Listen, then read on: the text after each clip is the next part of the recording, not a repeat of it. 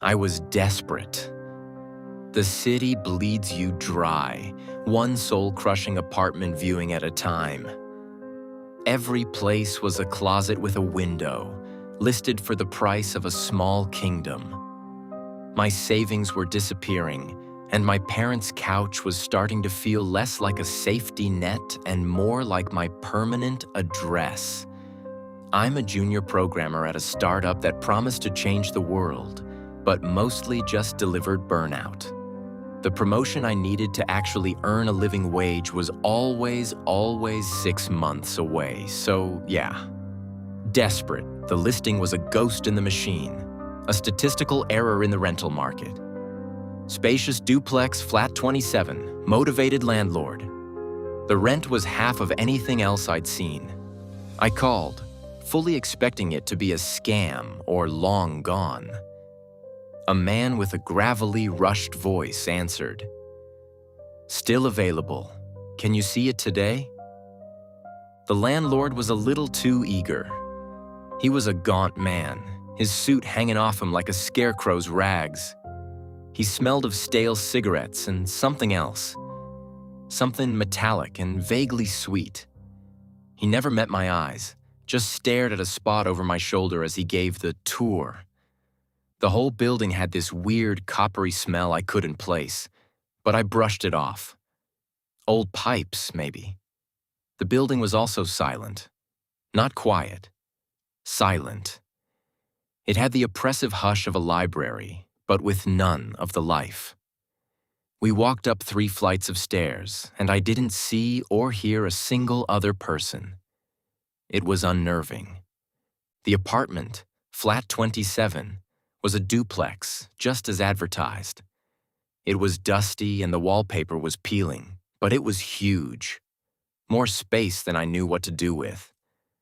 I tried asking about the last tenant, why anyone would leave a place like this. The landlord just gave this jerky, unnatural shrug. "Moved on," he mumbled, already shoving a lease into my hands. "First and last month's rent. Keys are on the counter." He looked like he was escaping the apartment, not renting it. I ignored all of it. The smell, the silence, the twitchy landlord. I saw the space, the price, and my freedom from my parents' couch. I told myself I was just being paranoid. That is, until I found the move-out checklist on the kitchen counter. It was a single yellowed sheet of paper, typed on what looked like an ancient typewriter.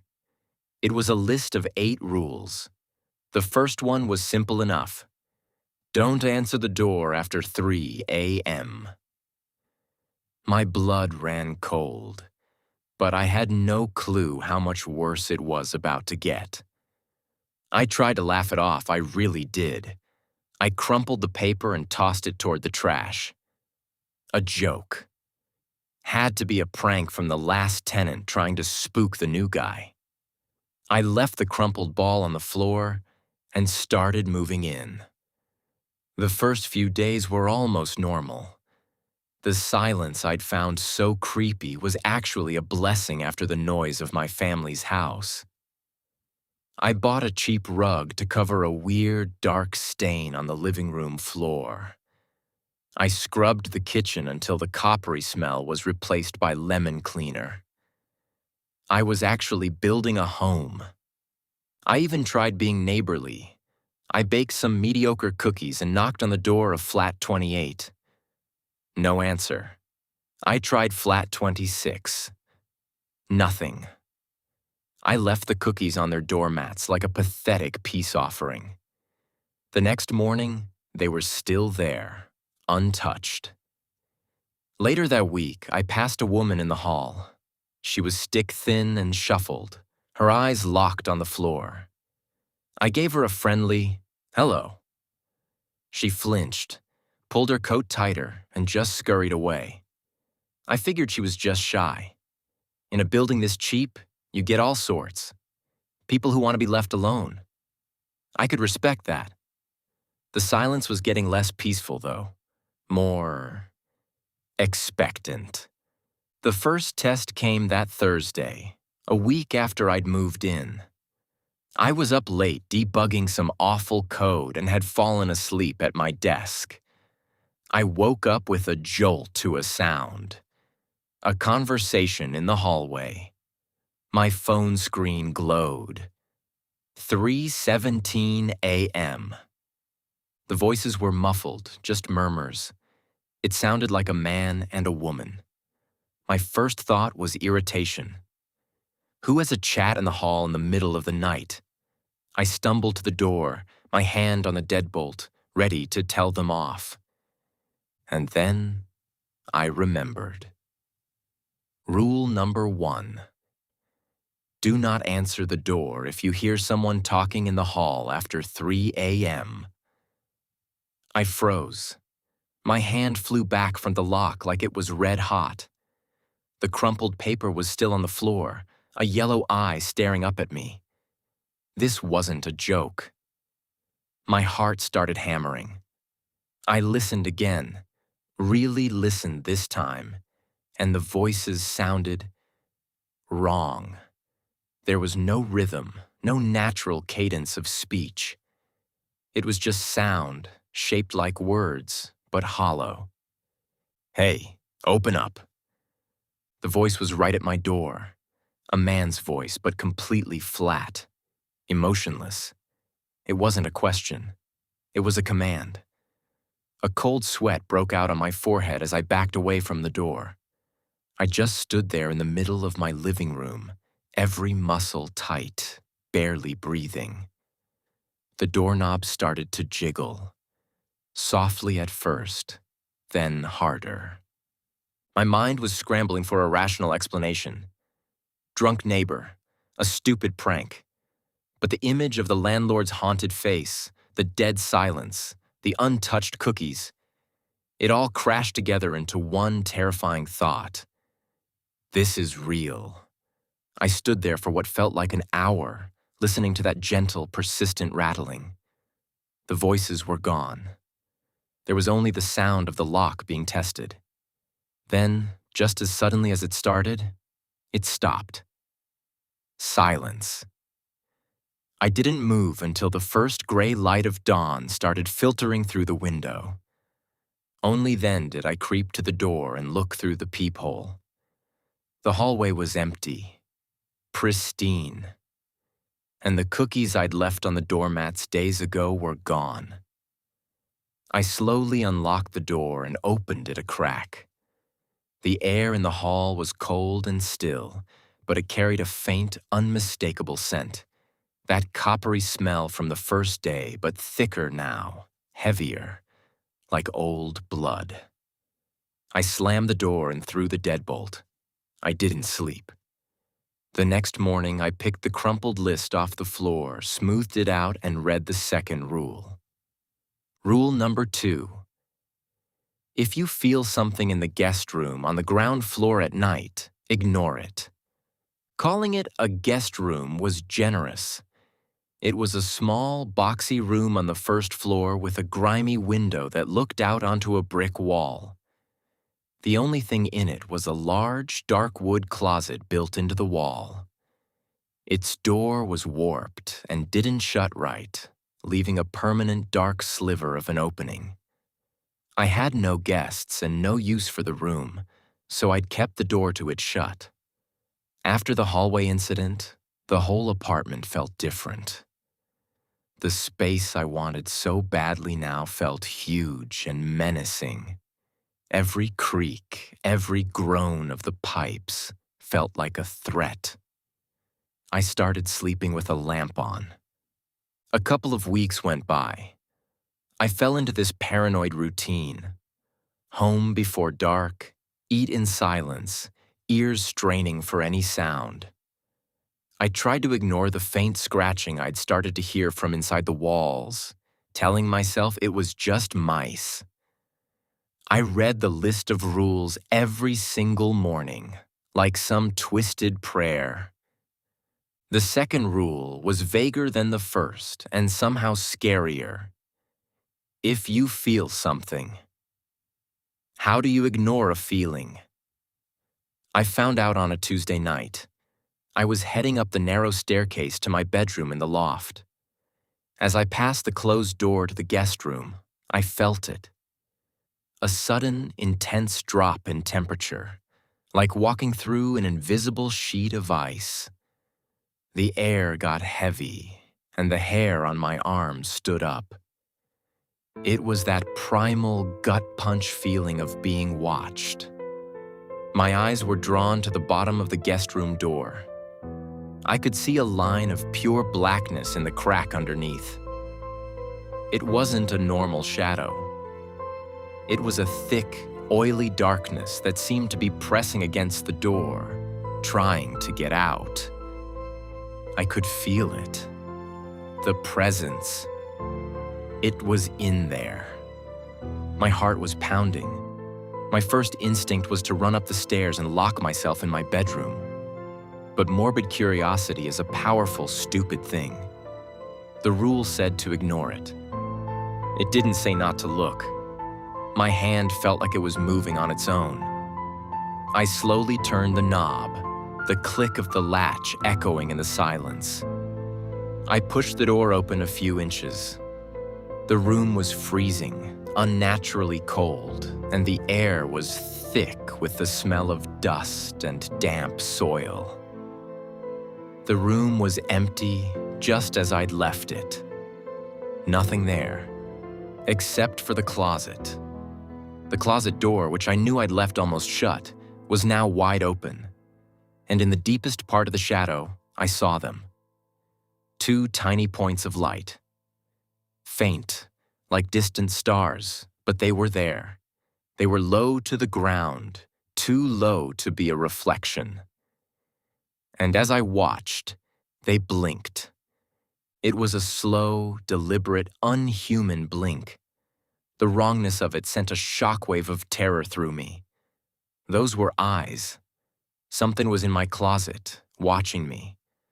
I couldn't see a body, just the crushing darkness and those two patient, watching eyes. I felt a pressure building in my head, a silent hum vibrating through my bones, as if the thing in the closet was inviting me in, daring me to get closer. I slammed the door so hard the frame shook and scrambled up the stairs, tripping over my own feet. I didn't stop until I was in my bedroom with the door locked, my back pressed against it, gasping. I hadn't just peeked.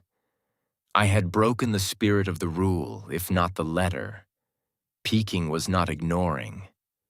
Sleep was a joke.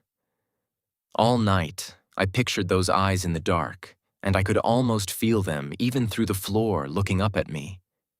In the morning, I hesitated at the top of the stairs. Hunger finally won. I crept down, my whole body tensed, and forced myself to open the guest room door. The room felt normal. The temperature was fine. I walked over to the closet and, with a trembling hand, pulled the door open. It was empty. Just a dusty, vacant space. But on the wooden floor, right where the eyes would have been, were two long, deep scratches, as if something had been bracing itself there, waiting. Rule number 3. The previous owner never left. Do not discuss him with neighbors. This was the most cryptic one. How could the previous owner have never left? I was living here. And what neighbors? The shuffling woman I saw once? For weeks, I saw no one. The silence of the building was a suffocating presence. My world had shrunk to my apartment and my office. I was becoming a ghost in my own life. The paranoia was eating me alive. The scratching in the walls was more frequent, sounding less like mice and more like fingernails dragging on drywall. I was exhausted, living on a razor's edge. I just needed to know I wasn't going insane. I needed to talk to another human being. That's when I saw the guy from upstairs, leaving flat 29 directly above me. He was about my age, with a perpetually worried face and fidgety hands. He actually made eye contact, a flicker of surprise crossing his face before he quickly looked away. This was my chance. "Hey!" I called out, my voice raspy. "Sorry to bother you." He stopped, instantly tense. "Yes?" "I'd just moved in downstairs. Flat 27. A muscle in his jaw twitched. "I know." "Right. I was just wondering." Weird question, but is the building always this quiet? He just stared at me, his eyes wide with something I couldn't place. Fear? Pity? Most people keep to themselves. He whispered. "It's better that way." He started to leave, but I couldn't let it go. The isolation was crushing me. "Look, I'm sorry, but my apartment is strange, and the landlord was weird. I was just hoping you could tell me about the guy who lived here before me. The landlord said he just moved on, but..." I trailed off. The change in the man was instant and horrifying. The color drained from his face. His fidgeting stopped. He went completely still, his eyes locked on mine with an expression of pure, gut-wrenching terror. He looked like he was staring at a dead man. "You shouldn't have asked that," he whispered, his voice trembling as he took a step back. "You can't talk about him, never. They don't like it." "They? Who are they?" I pressed, my own fear spiking. But he was already gone, practically running down the hall and taking the stairs 2 at a time. I stood there, my question hanging in the dead air. I'd done it again. I broke another rule. The rule wasn't about having a full conversation. It was about asking in the first place. The attempt was the crime. I didn't see the fidgety man again. Not the next day or the day after. At first, I figured he was just avoiding me.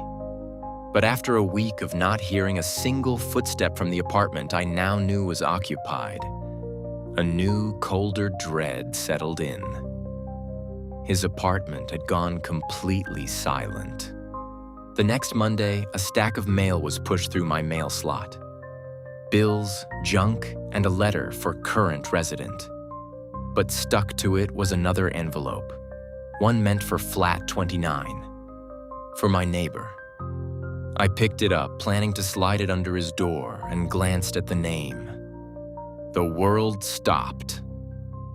It was the same name on my lease agreement. The name of the man I had replaced. The previous owner of flat 27. He hadn't moved out. He had moved up. He never left. I dropped the letter like it was on fire. The man from flat 29 hadn't just fled from me in the hallway that day. He had fled back to his apartment, and something had happened to him. The rule wasn't a warning. It was an explanation.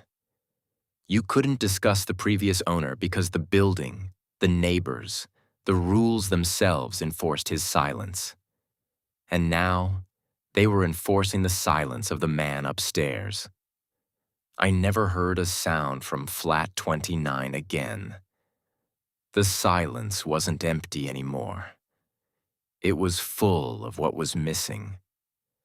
I spend my days writing code and my nights trying not to listen to the sounds this apartment makes. This is my attempt to figure out what's happening to me. If you've ever felt like you were living somewhere with secrets, if you know what it's like when the silence gets too loud, maybe subscribe. Maybe by sharing this, we can feel a little less alone in the dark. I have 4 rules left. Each one feels less like a guideline and more like a tombstone waiting for my name. The elevator I'm too scared to use after midnight. The crying I sometimes hear from the empty apartment above me. The warning not to talk to neighbors after dark. And the last, most terrifying rule, which hints that this list isn't finished. I'm not living in flat 27. I'm surviving it. The cheap rent was the bait and my desperation was the hook. Now I'm caught. I don't know who the previous owner really was, but I think I'm starting to understand what happened to him. He didn't follow the rules. And in this building, the rules are everything. I swear the walls shift when I'm not looking. Doors lead to places they shouldn't. Time seems to bend. I'm writing this as a record, a warning. I think the 8th rule is the key. The rules change. A new one appears if broken. I've broken, or at least bent, 3 of them. Every morning I check the list on the counter, my heart in my throat, terrified I'll find a 9th rule waiting. One written just for me. Leaving isn't an option. I know that in my bones. The contract I signed wasn't with the landlord, it was with the building. And this house doesn't let its tenants go.